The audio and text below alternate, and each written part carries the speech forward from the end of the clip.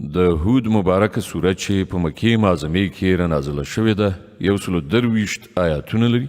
تلاوت او پښتو ترجمه یې له 4 آیت څخه اورئ. وإلى مدين أخاهم شعيبا قال يا قوم اعبدوا الله ما لكم من إله غيره ولا تنقصوا المكيال والميزان إني أراكم بخير وإني أخاف عليكم عذاب يوم محيط.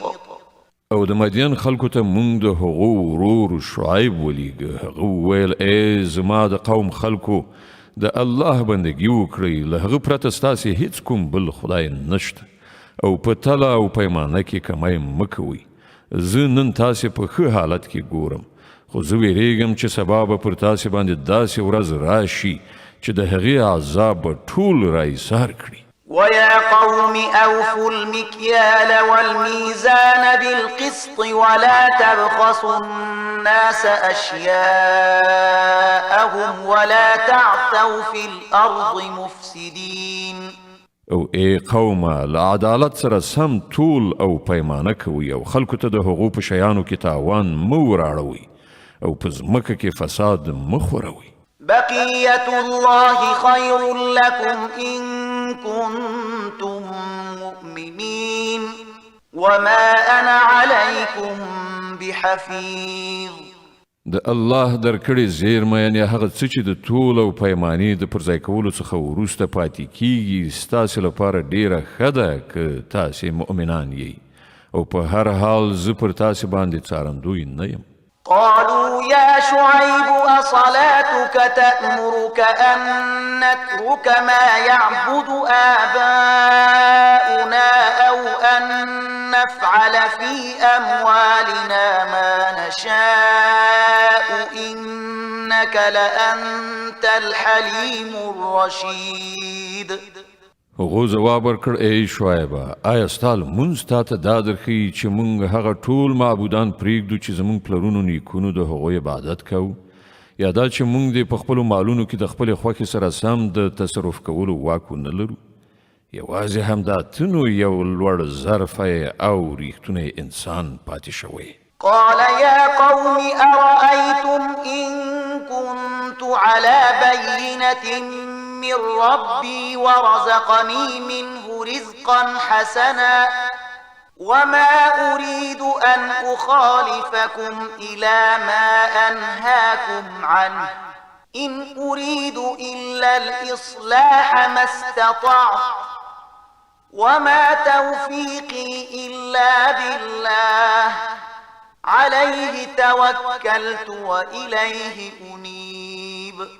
شعیب وویل ورونو تاسې په خپله فکر وکړئ چې که زه د خپل رب له لوري په یوې روښانې شاهدۍ باندې وم او بیا هغه له خپل لوري نه ماته ښه روزي هم راکړه، نو له دې نه وروسته زه ستاسې په ګمراهیو او حرام خوریو کې له تاسې سره ګډون څنګه کولی شم؟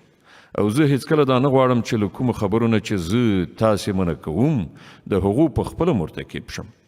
زه خو اصلاح کول غواړم تر څو پورې مې چې وس رسیږي او زه چې د څه شي سرته رسول غواړم هغه په ټوله معنا د الله په توفیق پورې منحصر دي. ما پر همغه باندې توکل کړی دی او په هره معامله کې د همغه لوري ته رجوع کوم.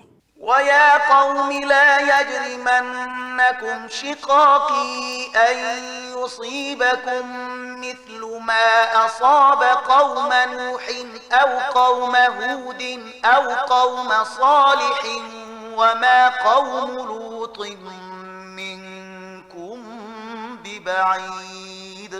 او ای قومه زما پر خلاف ستاسې دښمني چیرته د دې وار را نولي چې په پای کې پر تاسې باندې هم همغه عذاب راشي چې د نوح یا هود یا د صالح په قوم باندې راغلی او د لوط قوم خو له تاسې نه څه زیات لرې هم نه دی.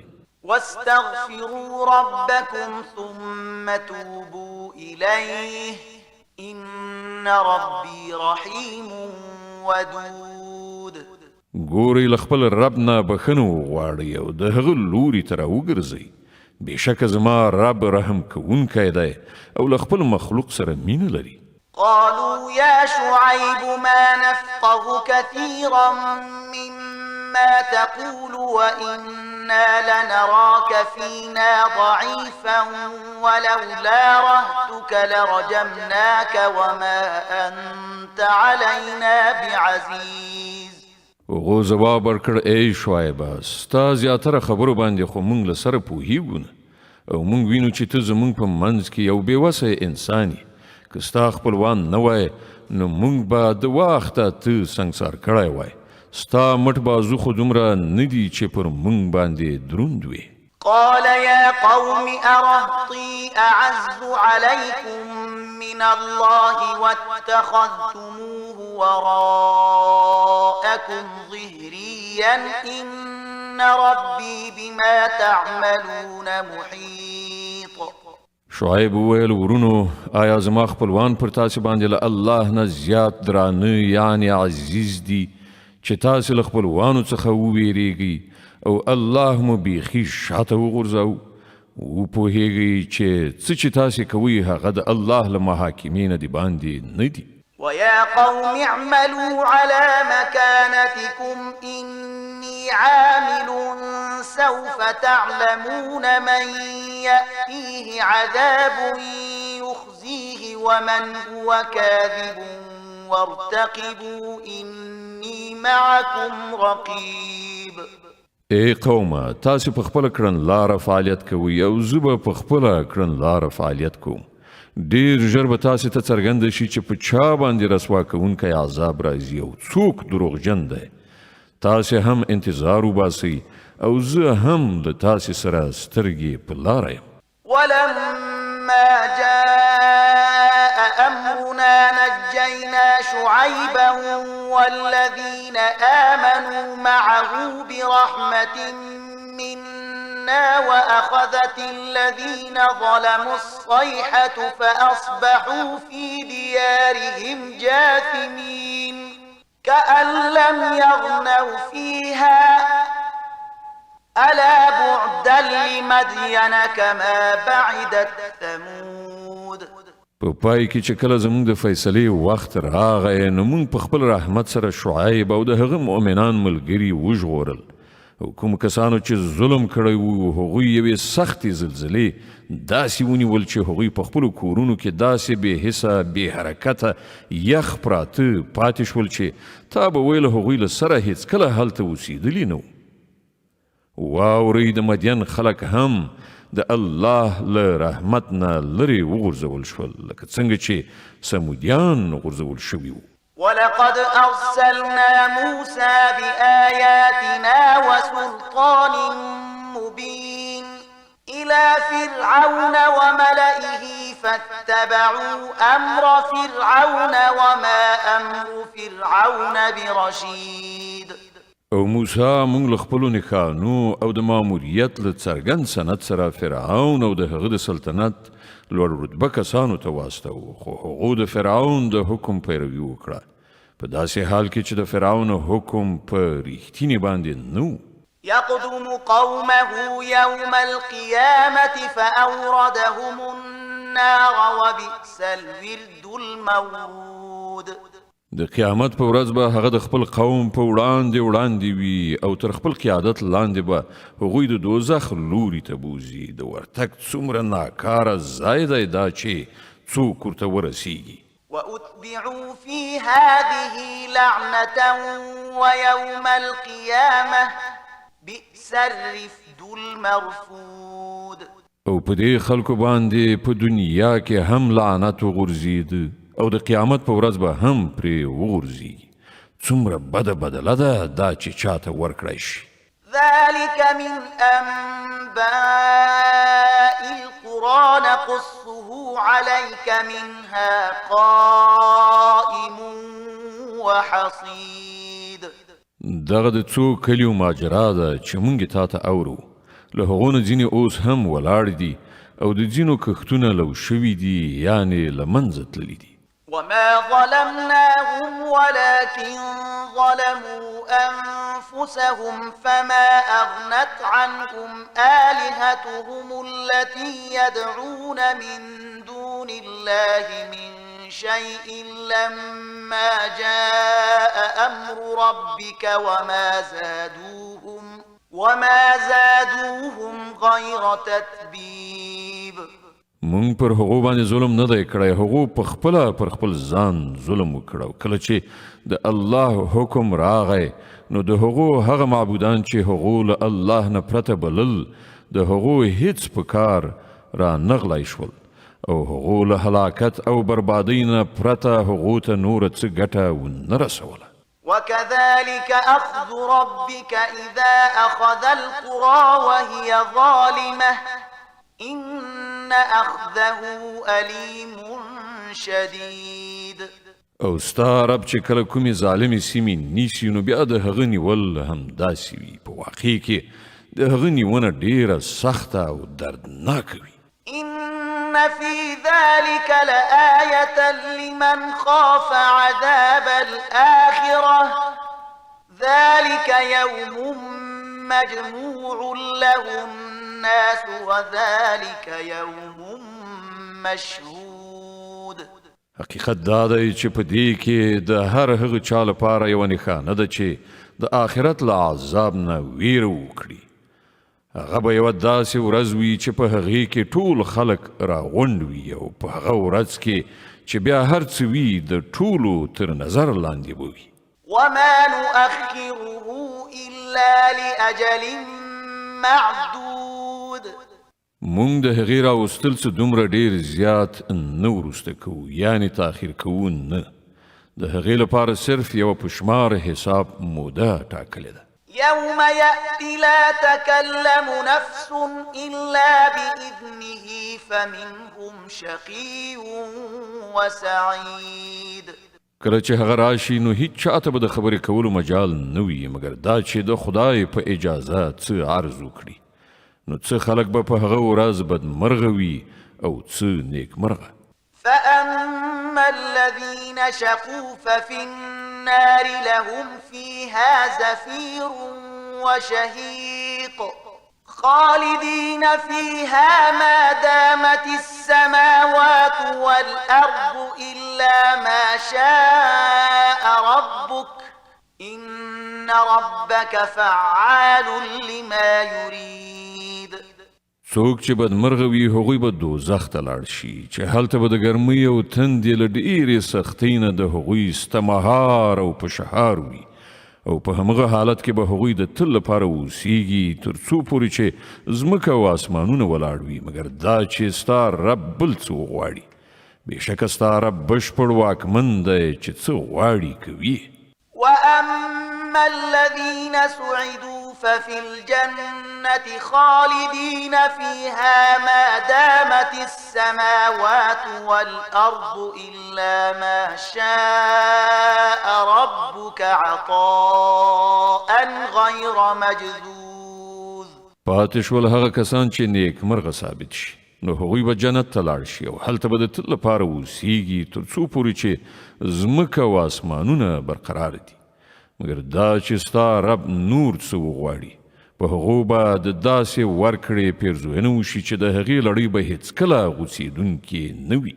فلا تك في مرية مما يعبد هؤلاء ما يعبدون إلا كما يعبد آباؤهم من قبل وإنا لموفوهم نصيبهم غير منقوص. نو ای پیغمبره ته د هغو معبودانو له پلوه په څه اشتباه کې مه لویږه چې دغه خلک د هغو عبادت کوي. دوی خو صرف د ړانده تقلید په اساس همغسې عبادتونه کوي لکه څنګه چې مخکې د دوی پلرونو نیکونو کول او موږ به د دوی برخه دوی ته بشپړه ورکړو بې له دې نه چې په هغې کې څه کموالی وي. ولقد آتينا موسى الكتاب فاختلف فيه ولولا كلمة سبقت من ربك لقضي بينهم وإنهم لفي شك منه مريب. مونږ له دې نه مخکې موسی ته هم کتاب ورکړی دی او د هغه په باب هم اختلاف شوی و، لکه څنګه چې نن د دغه کتاب په باب کیږي چې تا ته درکړی شوی دی. که ستا د رب له لوري له پخوا نه د یوې خبرې تصمیم نه وای نیول شوی، نو د دغو اختلاف کوونکو په منځ کې به لا د مخه پرېکړه شوې وه. دا واقعیت دی چې دوی د هغه له پلوه په شک او اشتباه کې لوېدلي دي. وَإِنَّ كُلًّا لَمَّا لَيُوَفِّيَنَّهُمْ رَبُّكَ أَعْمَالَهُمْ إِنَّهُ بِمَا يَعْمَلُونَ خَبِيرٌ. او دا هم واقعیت دی چې ستا رب به دوی ته د دوی د عملونو پوره بشپړه بدله ورکړي. دا باوري ده چې هغه د دوی له ټولو حرکتونو نه باخبر دی. فاستقم كما أمرت ومن تاب معك ولا تطغوا إنه بما تعملون بصير. نو ای محمد، ته او ستا هغه ملګري چې له کفر او سرغړونې نه د ایمان او غاړې ښودو لوري ته راوښتي دي، پر سمه لاره همغسې برابر ثابت قدم اوسئ لکه څنګه چې درته حکم شوی دی. او د بندګۍ له حد نه تیری مه کوئ. څه چې تاسې کوئ هغه ستاسې د رب په نظر کې دي. ولا تركنوا إلى الذين ظلموا فتمسكم النار وما لكم من دون الله من أولياء ثم لا تنصرون. د دغو ظالمانو لوري ته یو بڅری مکږیږه، که نه نو دوزخ به مو ونغاړي او تاسې به کوم داسې دوست او سرپرست ونمومئ چې له خدای نه مو وژغورلی شي او له هیڅ یو ځای نه به تاسې ته مرسته ونه رسیږي. وأقم الصلاة طرفي النهار وزلفا من الليل إن الحسنات يذهبن السيئات ذلك ذكرى للذاكرين.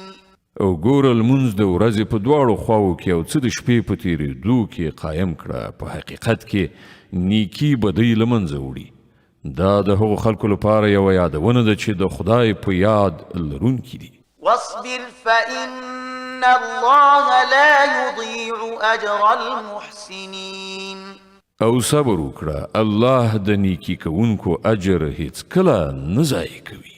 فلولا كان من القرون من قبلكم أولو بقية ينهون عن الفساد في الأرض إلا قليلا ممن أنجينا منهم واتبع الذين ظلموا ما أترفوا فيه وكانوا مجرمين.